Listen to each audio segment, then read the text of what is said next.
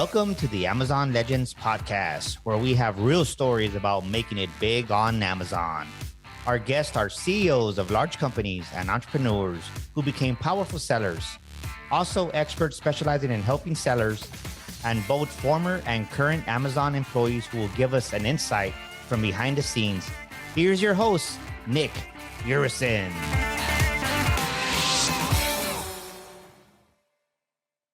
Hello, everybody. Welcome to another episode of Amazon Legends. My next guest today used to be an NFL player, and then he turned financial turnaround expert.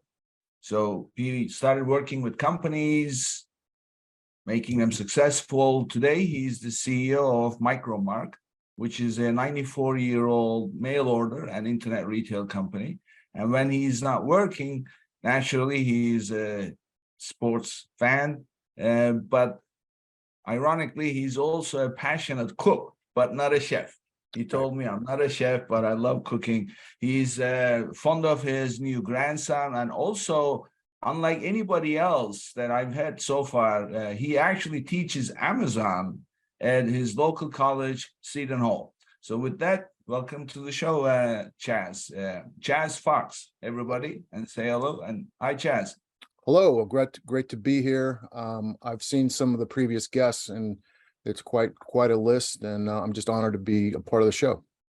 Oh, you are very unique. So it's a privilege to have you, because you are not only running a company that's 94 years old, selling on Amazon, but also you teach in college. So usually people who teach are not really in the trenches, so to speak, but you're doing both. So with that, tell us something that you're doing very well at Micromark. At Micromark, if we had to pick one thing, I would have to say it is product development.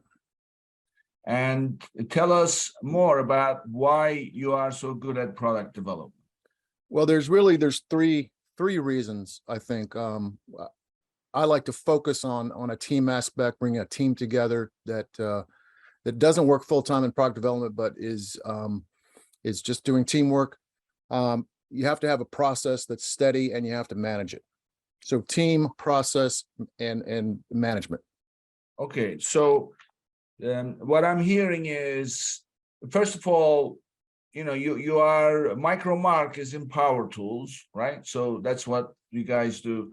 And when you say product development, you're talking about bringing new product into the market. So you have to be innovative and everything else. So, and of course, the products that you develop, they have to be innovative, commercially viable, and things like that. So developing these products, you mentioned three things: team, process, and management. So let's dissect this and then explain to us what makes a good team for product development. I think it's simple.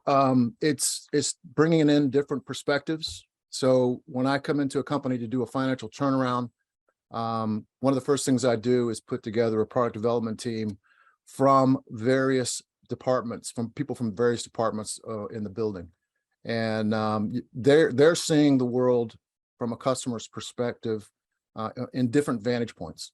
And so this different perspectives and diversity is what charges and creates innovation. So when you say different departments, for example, literally somebody from accounting. Yeah, literally somebody from accounting, believe it or not, somebody from creative, somebody from the warehouse that's actually shipping the orders. I've done this over and over again in turnarounds, and it's a formula that really works. You'd be surprised at how innovative a group would be. And usually they come into the process reluctantly, because it's not in their nature. But that sort of fresh perspective is a secret sauce. And as far as this product development team, are you doing this in a continuous form? In other words, you've got a team that you picked from different departments, and they are charged with the responsibility to come up with new products? Or are you doing this in phases, and each phase you have different people from different departments? So the team meets regularly, and you're required to bring in ideas. and present to the team ideas. Most of the ideas don't work, don't make sense, but that's okay. And as the team works together over time, they get a lot better at it. They start being able to peel away what is a good product, what is a good idea, and the whole idea of executing. How are you going to get this product to market? How are you going to market it? All those kinds of things come into play. So it's a full package. The whole team is developing a full package. So these are not people who are exclusively working in product development. They have, if you like, they have their day job, so to speak. Yep. And at the same time, they meet regularly and then discuss new product ideas, and everybody brings an idea to the table. Most of the companies I've run as a CEO have been under 100 million in annual revenues. And so it's really hard to have a dedicated product development team. But I also don't even know if I were to run a larger company would have a budget for that. I'm not sure that I would run it that way, just from the success that I've seen from this particular strategy. So this is very interesting, because I haven't heard this, because usually you have someone who is hired for product development.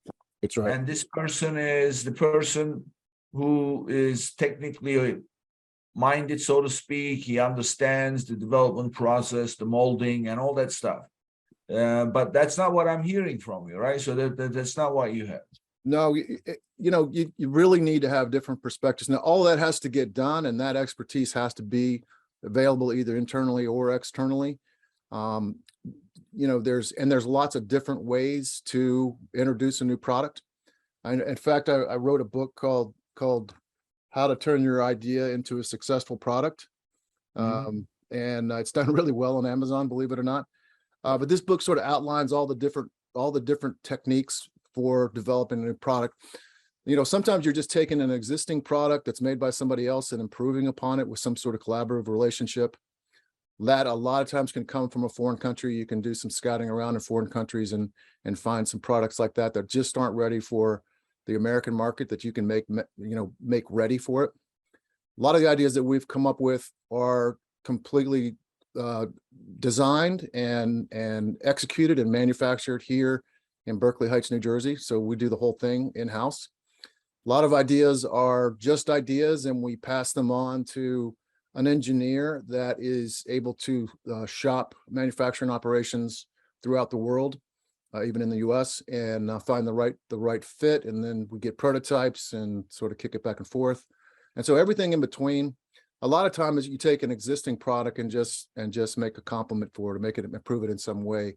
And so that process, I've been at Micromark now for 7 years, and we've introduced over 4,600 new products in that time period. So it's really, really aggressive. And that's a lot of ideas, a lot more ideas never made it to the that was cut early on. But those are the ones that did make it. And of those today, we still sell about 2,300. So that means 2,300 of them weren't great or didn't really suit us, but that means 2,300 of them did. So it's a good process. I enjoy it. Everyone eventually that's on the team, really, it's their favorite part of the work that they do. Okay, so there isn't, what I'm hearing is there isn't someone who is actually carrying the skeleton of the product development process. These are all, team is being assembled, and then they collaborate, and out comes whatever the ideas are, and who actually runs with it in terms of getting it researched and things like that. There'll be a project manager, and usually it's the person that came up with the idea. Sometimes it's somebody that has more expertise in that space. But so they have ownership of it, and they want to see it through. They want to see the quality of it on the other side. Within our team, we have experts to point people in directions on, hey, you need to go talk to these people. You should talk to those people. But they end up driving it. Sometimes it's passed on to somebody else, like I said, that has a little more expertise in a particular area. But every meeting has an update. So you have to move the ball.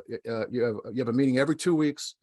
You're coming in with new ideas, and the ideas that are on the table, they have to show progress. They have to show what's happening right now, and get regular updates.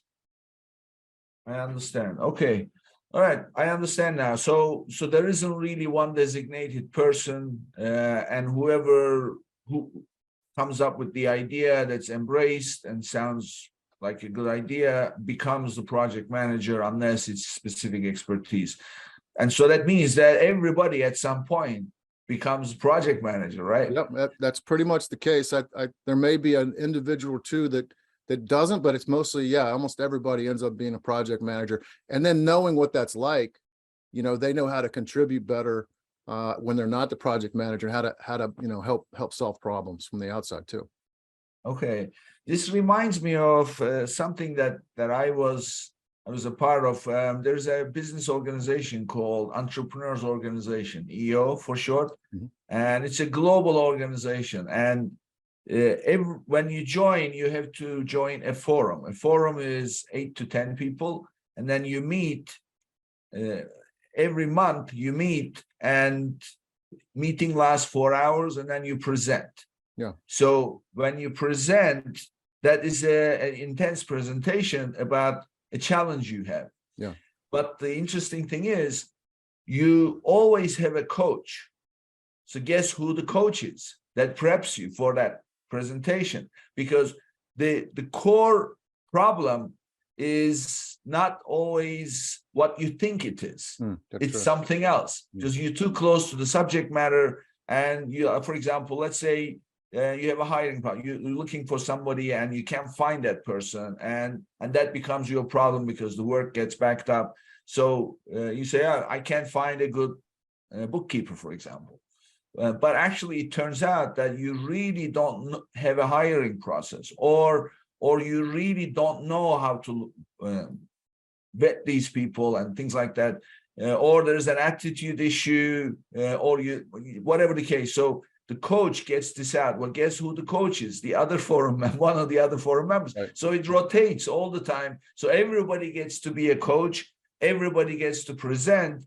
But whoever gets to present must have coaching, because then he would not know. Right. That's the kind of formula you seem to have come up with. So where everybody knows the process, everybody knows how to manage an idea and bring it full circle. That's great. Let's now talk about the process. So share with us, how does this play out? Because I heard you mention it comes back, there's an update. So that's obviously part of the process. So tell us about there's a product meeting every 2 weeks on Friday, and people have to prepare knowing that that's coming. And there's the first part of the meeting, we're going over new ideas. Always there's new ideas. At first I have to sort of force that and just get people to come in with ideas and be comfortable with it. That takes a little bit for people to get used to that. And there's really no bad ideas. And so, thinking outside the box is fine. Thinking inside the box is fine. Anywhere in the box, on the ledge of the box is fine. You're just coming in with ideas. And after most of these team members get used to this, it's not hard. I mean, you get a lot better at it as you go. And then the idea is presented. Usually there's some visuals. We have a big screen in a room where we show what we're talking about, or maybe there's a like product and you have an idea that it's something a little different. And then there's discussed, like, does this really fit a Micromart brand? Does this fit? Is this an Amazon product? Would this do well on Amazon or some of the other market channels as well, Walmart.com or HomeDepot.com? And we sort of go through that conversation on what does this solve? What does this idea solve for our customer? And if it passes that test, and we, then we move on. Then we take it to the next level. Okay, what are the next steps? We sort of outline the next steps. We have to-dos. Sometimes there'll be multiple people with to-dos. And then that means that the next meeting 2 weeks later, there should be some answers back on those to-dos.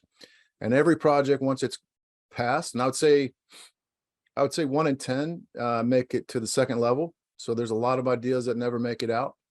Every now and then we get a wild week and some amazing ideas come in, and it's surprising, but it's continual innovation through diversity, through driving these different perspectives and coming in with these ideas. And I truly believe in it. I've used it. I call it my secret sauce for financial turnaround. But the process means you have to keep coming in. You have to take the next steps, and it sort of forces itself. Even if I happen to be gone a week, it runs itself. Because they're used to this process. They know the rules, and they know it has to be moving forward. And if not, there's got to be a really good reason what's the delay, what's holding us up. And how about things like pricing and distribution, keywords? Well, there's a lot that goes into building it, right? Yes. Yeah. So we, usually we're not creating a new category of products. We have related products that we can sort of, compare to, knowing what those costs might be, where margins might be, where that price point might be. And so you're having some comparisons there. This sold for that. We know it was successful. So this other idea, which is a little different, but like this, it's going to sell for something similar. And we know we can kind of make guesses. Now, we don't get quotes until it gets we don't get a quote from a manufacturer until we get well into the phase. And some of these products are actually designed outside of we just have the idea. It's the engineering and the design work is done outside. And so it's collaboration with third parties to make it happen. I see. So so I guess that's the project manager who's speaking to those outside design people. Yeah, or if there's a relationship with somebody on the team, they can pick up the ball for that task on a to-do list. I see. So the idea came about, and it was decided, and the deciding factor that this is good, then let's take it to the next phase. Well, what we are have those deciding factors? admittedly we can move to the next phase and not have pricing and find out, oh, this thing's gonna have some costs that we didn't factor in, and maybe let's reconsider this. Would we be able to get a higher price for this? And sometimes it stops there. Sometimes we just say, look, this is a good idea, but we can't build it at a price that we think bring value to a customer. And then a lot of times we're surprised at how much lower the cost is over what we thought it might be. And there's potential for solving a lot of problems for customers. Mhm. Okay, so the team decides if this is worth going forward, and then are you looking for everybody to agree? Is it No, I just don't need everybody to agree. I need really strong arguments on both sides, and it's not a dictatorship. I don't pound the gavel. I just sort of help control because it can get emotional. Even somebody could have a lot at stake here, and somebody else may not like the idea, and it does. It happens, and I'm fine with that. It's like, you got to break some eggs to make a cake, and so we go through that process. And really, that as a team, that brings the team together. It doesn't separate the team, because they know everybody's best interest is the customer and taking care of the customer. So the arguments that are waged are always based on the customer. They're always why does this customer want this? Why would they want that? And really looking at it from that perspective. I think that's the healthiest way, to run it, to run the process. And who is running the meeting? Are you running the meeting, or does it alternate? I have my merchant manager, director, is sort of running the meeting. She has the Zoom. We do it in Zoom because we have a few people that are remote. We have sort of an itinerary list of things we're going to talk about, show and tell. And so she sort of drives that. My role is to sort of make sure the conversation is moving and not stalling or wasting time in certain areas, and just to keep the conversation moving. And to really, if I see somebody's not like fully articulating, and really try to dig into that a little bit more to see where, what else is there to back up this idea. So I'm a facilitator, I guess. Yeah. Okay. So I heard you mention there is an itinerary. Do you distribute that itinerary ahead of the meeting? It's really scratch work. It's nothing formal. It's on a little piece of paper. Maybe some days, some weeks, it won't be anything down. Just we kind of know there. I know we got these 4 things coming in, and we have this other conversation. So the itinerary is very informal. Okay. So, I mean, people obviously know the ideas that have been discussed before, and then there'll be updates on, they know that's going to be on the agenda. But Yeah, new every stuff- now and then there'll be somebody new come in that will happen to bring in an idea that has been mentioned before, but it's always a new person, and we just educate them. And it's every single idea is a learning experience. And the team members, do they rotate? Do you get other people? or- No, if every now and then, we have amazing retention at Micromark. We really have, this is sort of a family atmosphere. And so we rarely lose somebody. Every now and then somebody might retire, and then we might bring in some fresh blood to fill in that spot. So, Chance, so people have been picked. They are now in the product development team. They know that they meet every other week. So how do you, if the retention is high, so it's the same people. So what is the any rotation, if there is rotation ever, what causes the rotation? Well, it's kind of the point, right? Because going back to, I don't really want a lot of rotation. The team gets better as they go. The longer you've been involved in this, you're better at it. And the idea of continual learning, which is what Amazon's all about. I mean, this is how they got to where they are: continual improvement, continual learning. That's what we have to do as a team. To come up with new ideas, you have to be pushing the ball a little bit. You have to be, on the razor's edge, continually learning new things. So you can't just do the same things. You can't. You have to be out there reading about stuff and looking into things. And, we like to look at other industries and try to bring, like, that's a great idea in the dental space. Could that work in the hobby space? Could that work in the craft space? And sort of like, we give everyone some ideas of where to start looking, but then they have to find their source of newness and ways of learning. And how do you pick those people? Because if they are in, obviously they stay a long time. What is your criteria for picking them?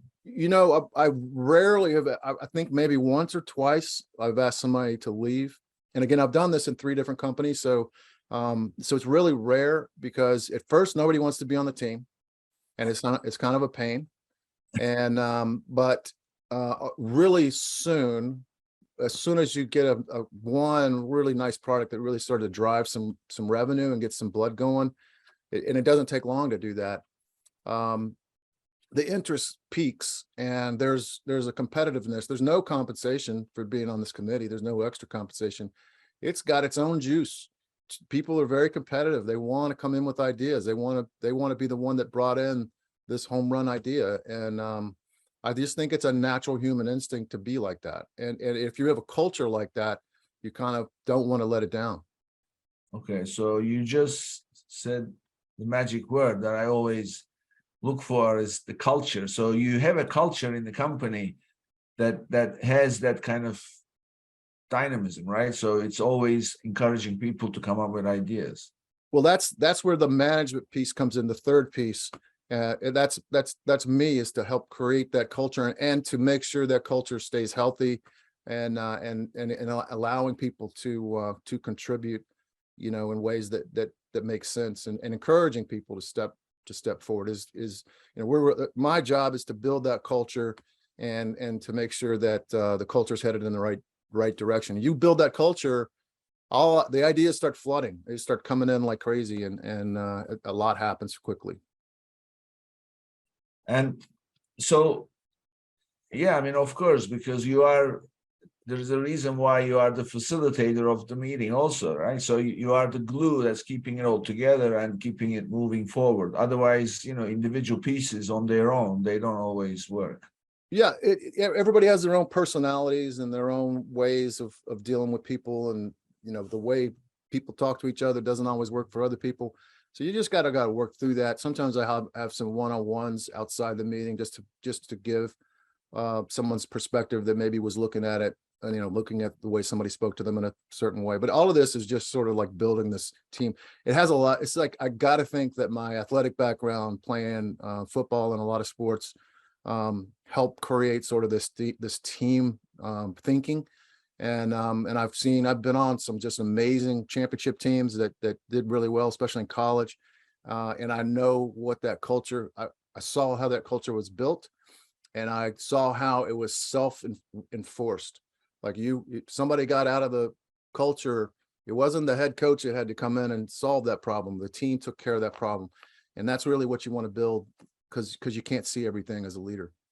Yeah, because it's the team, it knows that there's something wrong, and they take care of it without you having to deal with it. Otherwise, it becomes top down and it doesn't get. Right over my shoulder is a team picture of the Buffalo Bills in 1987. I'm somewhere in the middle there, but that had Marv Levy built an incredible culture there. They went to 4 Super Bowls in a row, and had 4 Hall of Fame players on one team, which is really, really rare. But I learned a lot from the different teams I played on, and the different ways of dealing with people, and know that even with the elite athletes in the world, you can imagine it's hard to build a culture. There's lots of different perspectives that make it difficult to do. But if you do, and you can bring those perspectives together, you're way more powerful. So remember, I mentioned this business organization. One of the things that we had in meetings was we had a code that was called Gestalt. Gestalt basically meant that total confidentiality. In other words, when you went to your monthly meeting, which lasted usually always 4 hours, and it would be followed by dinner, and you couldn't even tell your significant other who was at the meeting, let alone what was discussed. So process is everything, because process drives, right? So, and part of the process was also for building the relationships was every forum, every group would go on a retreat, and retreats were discussing business ideas, and they were always useful because you would come back with new ideas. Of course, they would last anything between 3 days to 5 days. Intense sessions and things like that. You couldn't even take pictures at these retreats because you didn't want to tell where you were going and things like that. So of course, it wasn't always easy for the wives, girlfriends, boyfriends. Yeah. But so what I'm getting at is there were some very strict, if you like, protections for people to be able to freely perform. And do you have that kind of stuff for during these meetings, for product development process that you observe? So I'm a very casual leader. It's very relaxed atmosphere, and I want that because I want people to be themselves. I will defend when it feels like there's a personal attack. I will make sure that's not there. So that's sort of this protection that creates inclusion. If you, after a while, that sort of defends itself as well. And so that's also really, really important. But the casualness of it, really being able to say anything stupid is okay, right? It's okay to blurt something out because that could lead to something else. So you really want this sort of very relaxed, being yourself, thinking about really the problem for the customer is really what we're thinking about, and not worried about all these rules and making sure you're doing what I say. I don't really want that. I want you to be thinking about the customer and what do they want and what do they need, and bringing value from that standpoint. How about things like confidentiality? Yeah, confidentiality. Well, anything in product development has to have that. We have those kind of agreements outside the business, inside the business. There is strict confidentiality. We don't want people to know what we're going to be introducing in the near future. And it really, nobody knows except in that team. And then when it's printed on the cover of catalog, that's when they know. Because that's key.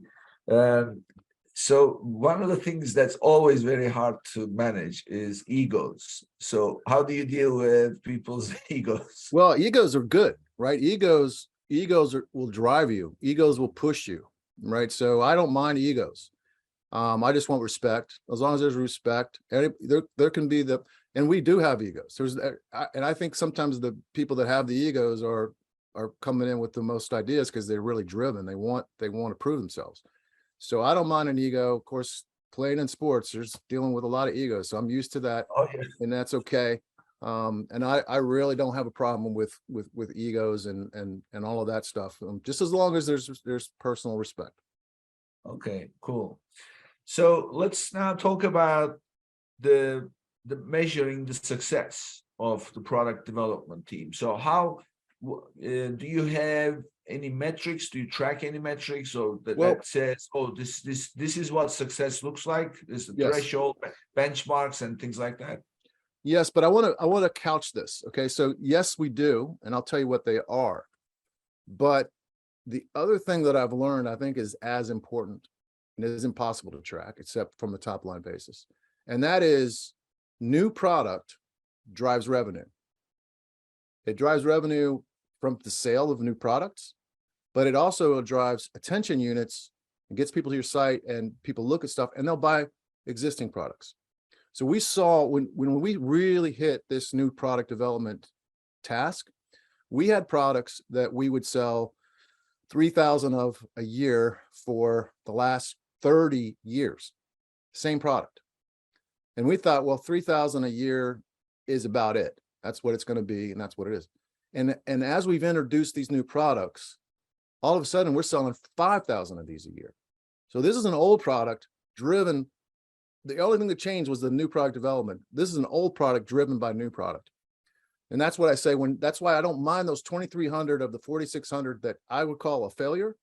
Actually got people to come look at us, look at fresh eyes. They probably led to other products that were developed.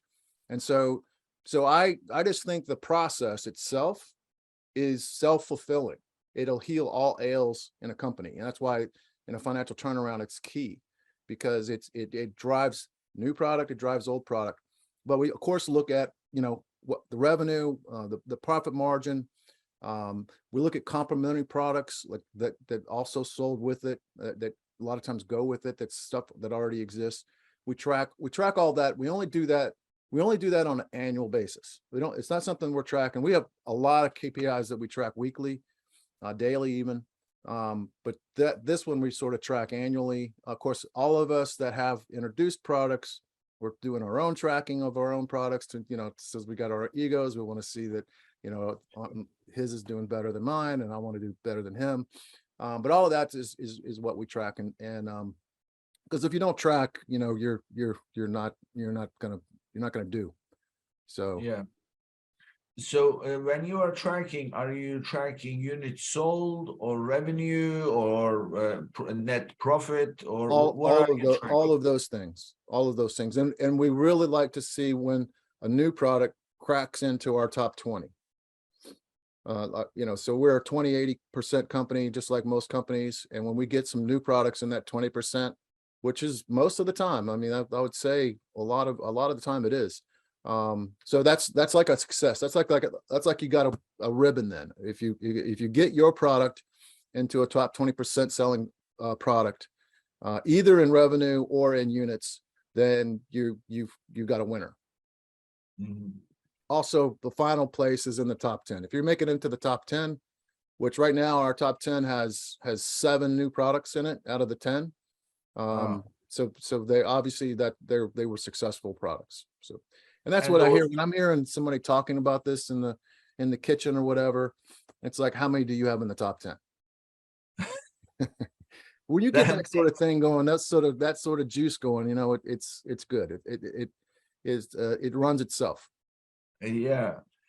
So, Chaz, another thing that happens is, people's circumstances change. So, you have these great people on the team, and then suddenly their circumstances change. They have a new baby, or they get a divorce, or whatever.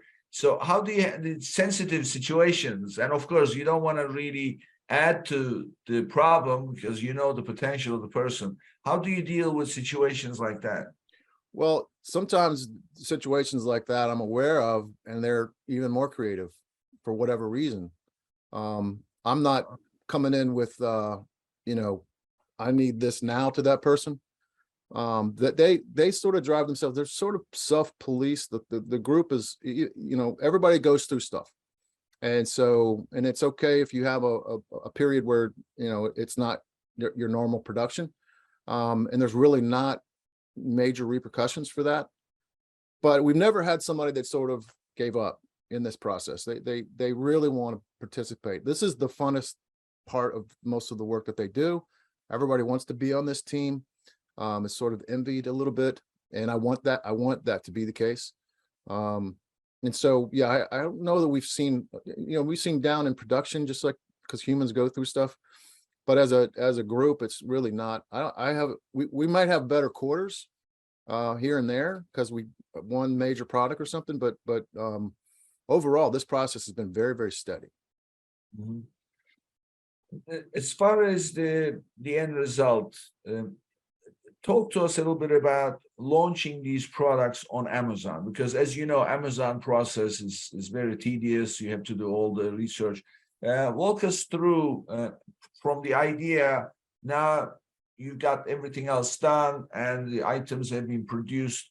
Walk us through how that actually ends up becoming a listing and then sold. We've already done some research before it gets to that part of the process. We've done some research on Amazon. We've done some research on Google and some of our competitors. And so we're looking at that already. We carry that data into the final phases. We put together the A+ content. Then that's, you know, become huge, a much more important piece of the puzzle to get that content correct. It's one piece that you can control, you know, getting it priced right. Do a lot of research into all of those factors. We have a team that also puts together the A+ content, and we have some products that aren't A+ content on our original site. Most of the products in Amazon are already A+ content. We actually started using Chat GPT to create some copy. Sometimes it's great, sometimes it's garbage. But it's so quick, it's hard not to like look at it. We're also using it to create bullet points, which is obviously one of the most important things. And again, same result. The one thing I have learned though, that it's getting better, that it's improving in the last month plus that we've been using it. It's definitely improved. Maybe it'll get to where it's, you know, pretty good. You're still going to have to touch it. There's no way out of that. Images, obviously, images and video are so critical. We sometimes struggle, especially something getting manufactured elsewhere. We have to be so far ahead in the process because with the catalog, let me grab my catalog real quick. Sorry. With the catalog, this is in production, you know, many months in advance before it's actually mailed to the customer. So a little bit different than digital marketing. You have to have your ducks in a row there. And you might not even have the actual product yet by the time you have to go to catalog. And so you have to, you know, work with the prototype and get it correct. I mean, so that's a challenge as well. But yeah, all those boxes has to be checked before it's launched, or you're not going to be successful. If you don't put something out right now with A+ content, it's going to struggle. It's going to have a hard time sticking out in how cloudy and the digital market is, especially on Amazon. So yeah. I mean, I forgot all about the fact that you are in fact originally a mail order company, which means that you are used to that building content. That's right. All the time. Way ahead. And, well, way ahead of time. Yes. Yeah. So I was thinking, because most people first, as soon as you ask them about building a listing, they start with the pictures. And you didn't mention the pictures until almost the end, but you started with the A+ content. Now it makes perfect sense because that's what you do for the catalog. Well, and that's perfect material for A+ content. Exactly right. Plus, I don't think you can know how to shoot a photo shoot unless you've already done your A+ content bullet points and what you're really trying to feature. Because that's what the images should really show, not just different angles, but definitely the features of that product. Why is this a cool product? Why do you want to buy this product? Yeah. So how about the premium A+ content? Have you tried that at all? Because that's fairly new as we record this. It's only like a month or two that they've made it available to everybody. Yeah, I haven't, we haven't really gotten, we're still working on A plus. But I will, we are, I would say a very leading edge company. We've been involved in beta tests for Amazon. I think we're just a nimble size company that looks sophisticated, that they're willing to work with us. We actually, so we will definitely look into that and see what it is that's a little bit different. But Amazon's constantly changing. You should expect this. We know whatever content we've got out there right now, we're going to have major projects to improve it and improve existing content. And when you have a small company like ours with about 5,000 SKUs, that's a lot of work. That's a lot of people touching it. Oh yeah. So I want to, for the listeners' benefit, I want to share something. This is something that we've tested and it definitely works. So they have rules, as you know. This premium, for anybody listening, this premium content, you had to pay. It was only available for Vendor Central people, and you had to pay like $250,000 for it. It wasn't available for sellers. They recently made it available to sellers, except that you have to meet certain requirements. And one of those requirements is you must have 15 regular A+ content approved. Okay. In order to, within the last 12 months. Okay. So that means immediately to most people, 15 ASINs. That's where the trick is. So you can, in fact, take 15 A+ contents, submit it to the same ASIN, but they have to be different, of course. You can't just duplicate it. They just create 15 different versions of the A+ content on one ASIN. Interesting. And you submit it. It will take time, of course, to do that, but it's not going to take you a long time. Right. You can do this within a few months, and then you will be approved because you have, and as long as they are approved, whatever you submit, then you will be able to meet that requirement that you have 15 approved A+ content. Doesn't matter ASIN, how many ASINs that's for, then you will then become eligible for premium and you can apply, and then they will then give you the go ahead. We've tested that. We launched a listing with a client on January 18th. We're recording this March 7th. So it's about just under 2 months. Yeah. And that means in the past 2 months, they launched the listing. They added their A+ content, and then they added 14 more variations. And I heard that two days ago, they were approved for premium A+. Fantastic. Yeah, that's great. So, this is, I don't know whoever created the requirements, if they thought about this loophole or not, or if it is a loophole or was actually intentional on their part. But it's a pretty good one. So anybody who's listening, you don't really need 15 unique ASINs. You can just have different variations of it. Understood. Yeah, this is great. So when you and I discussed, Chaz, I asked you about price points. So your items, when somebody hears power tool, they're thinking, high end, but you have a wide range of items from $30 and up, right? That's what I remember. We do. We have supplies that go with some of the like glues and paints and things like that are lower dollar average order value. And then we sell all the way up to 3D printers and laser cutters and tools that are $3,000, $4,000, $5,000 as well. So you have this vast range of price points and margins, related margins within that. And when you launch a product on Amazon, what metrics are you checking? This is specifically for Amazon performance. What are you staying close to? Yeah, so it used to be that I would give you a number on my products, but I wanted to be a ROAS, whatever that. But we recently, when Amazon's cost of advertising went up significantly last year, we categorized our products into margin units and average order value.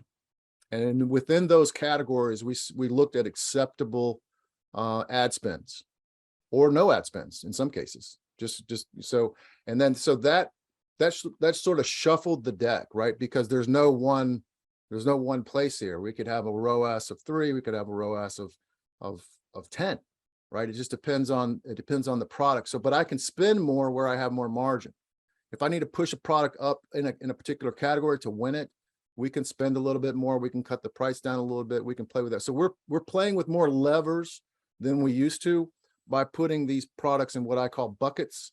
And we actually use the same process in our paid search on Google, and our Amazon paid search, or Amazon ad spend. We use the same process, same buckets, and it seems to really work. We're really pleased with the process of putting products in buckets and dealing with them in units instead of the entire spend. We're dealing it with the specific units. So the buckets that you are referring to, some products fall into the margin bucket, some products fall into the average AOV bucket. They fall into both. So let's say it's a margin bucket. We'll have a margin bucket for, let's say, a high margin bucket for something under $30. And then we'll have a high margin bucket for something over $30. And then we'll have the very high margin bucket. And then you move from that margin to the next medium-sized margin for, a $30 item and below. And so you end up with a set of I think approximately 15 buckets. Okay. And being in a particular bucket determines how much ad spend you're going to have on it. Exactly. Unless there's an exception, unless we really want to push something we think we can win, and we'd be willing to lose a little bit of margin to get to that spot, that we have those exceptions. But in totality, if you're not in an exception bucket, got to be in a bucket, and the spend better be right. Yeah. So this reminds me of the model that I had built for figuring out the inventory based on the turn rate. So because it's the same thing for you also. You are determining your ad spend, how much you want to spend by using these buckets. But the flip side of it is now how much inventory you want to carry. Of course, the lower the margin, then you don't want to carry too much inventory. You want to turn it much faster so that you don't not holding too much. So reminds me of that. Yeah, I like the inventory turnover ratio metric. I love it. Of course, Bezos lived off of it. I went back to school, not because I needed to professionally, but because the NFL was willing to pay for it. So I got my MBA and my DBA, my doctorate of business, in not that long ago, because the NFL was willing to pay for it. And I was just curious and interested, and I ended up doing my dissertation on Amazon, and literally it was a case study of Micromark's experience with Amazon. We had never done Amazon before I showed up here. We started in 2017. It's been a skyrocket, adventure for us, not without its disruptions and bumps in the road, many of which happened just like everyone else working on Amazon. But so I got to learn a lot about Amazon, its culture, the history, those kind of things. But Bezos built Amazon off the inventory turnover ratio, and it at one point when I was doing my study, it was at 24. A 24 inventory turnover ratio means you're moving your entire inventory every 2 weeks. Yeah, and a company that big moving their inventory every 2 weeks is phenomenal. But isn't that overheating? That probably is. That probably is. I don't. You got to be really moving things in and out to do that, and that might be a lot of room. You need a lot of room. Yeah. I'm intimately familiar with this because what happened? Funny story. I had to mention this. So we restructured our entire fulfillment operation. That meant building new software for the process that we came up with. restructuring the floor. So I had builder, and then also we bought new shelves, new everything, completely redid everything. And then of course in the process we had to do an inventory count. So it was a major operation. So what happened was we were doing just-in-time inventory. So we were receiving the orders and then buying the inventory with a little bit extra. So, you know, when you say 24, I know exactly what that is. So what happened was, Chaz, we launched the system. And my first day, I come to the office and I say, how is it going? I said, we just processed 1,500 orders in an hour and a half. And everybody's smiling, everything is great. So you know what happens? We now ramp up the operation. Now we're receiving, we were getting at the time about 2,000 orders a day. Now, just as there is fulfillment going on, there is also PO operation going on every day. So every day POs are coming in and every day sales orders are going out. Well, guess what I did? I made the mistake of not really allowing enough room to hold the incoming POs. So because our turn rate was so high, we had POs coming in and filling up and creating a major bottleneck in the operation. So that's what I know. So when I hear turn rate, you must have plenty of room to keep stuff. Well, 24, I wouldn't want to run a company at 24. No, It's great. It's great for your cash, but I wouldn't want to run a company at 24. The thing I do when I come into a company and I really want to get across processing your inventory quickly, getting it into stock, receiving it quickly, verifying what it is. You got to go through that process. Well, a lot of times companies that I come in to run that are financially struggling, they have inventory sitting on the dock for a week or two, and they're not processing it. And you know, there's not the sense of urgency, and it really, it's hard to gain that sense of urgency if somebody's been operating that way, where, you know, so I show them an image, I show them a video of a Le Mans car coming in for a break, and there's like 40 guys come around, completely surround this car. They change all the tires, they put fuel in, they do all the stuff to, there's like 40 guys doing it, and it literally almost never comes to a stop. It comes in, just barely stops, and then it goes. And that's what you need to do with your inventory to get it processed right, get it moving. That's one of the first steps, and I think Basil probably got that part right. Yeah. I mean, wow. I mean, those high turnover is pretty impressive. So, okay, this was great. I mean, you shared. I've never had this topic. So, you know, we did about 120 episodes so far, and I've never had this topic covered, and I've never had anything covered the way you explained it. So I'm sure this is because usually companies they have a team or one person for product development. Everything is on that person, and it's an engineer, and so this is a very fresh idea. Great. So Chaz, let's now talk about you a little bit. So obviously you mentioned football a few times. You're a former NFL player, and but I want to go way back to the beginning. So tell us first, where did you grow up? So my father was a retired brigadier general in the Air Force. So we spent a lot of our time all over the world. I lived in England. I literally went to a British school, had a British accent as a very small child, 6, 7 years old.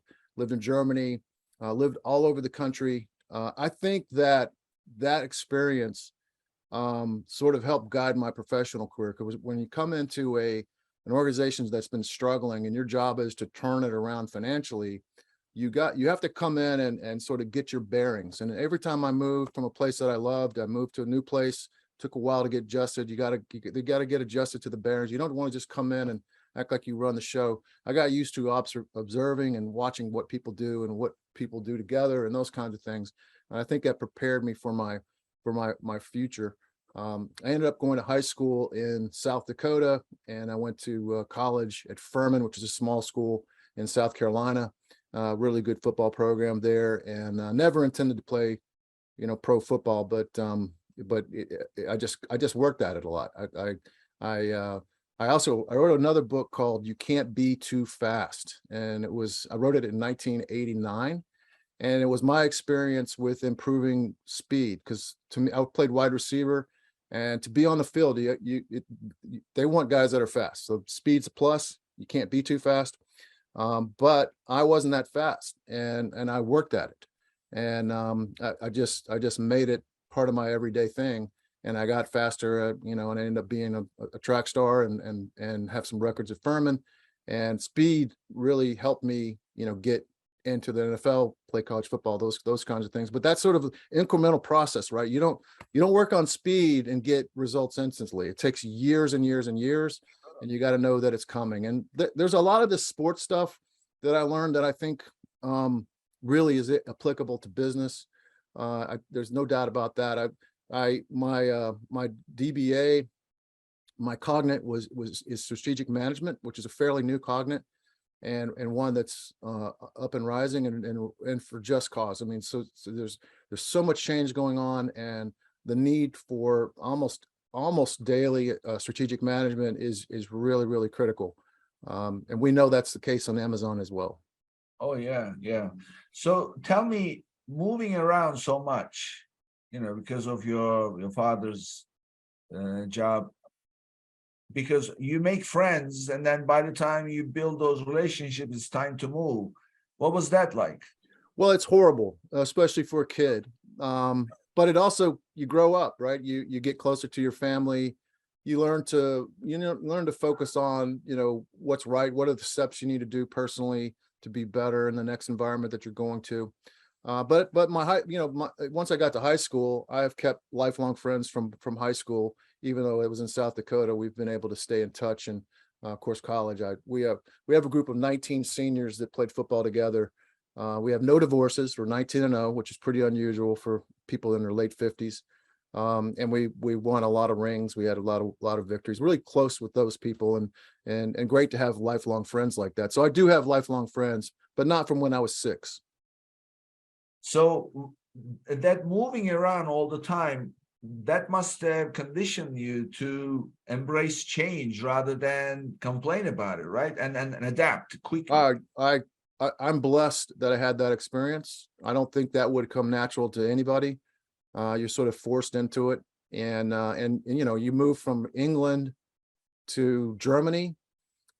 My mom says when I had this British accent when I moved to Germany. We lived on an Air Force base in Germany, so everyone's speaking American, and they started making fun of me. My mom said I lost my accent in 2 weeks.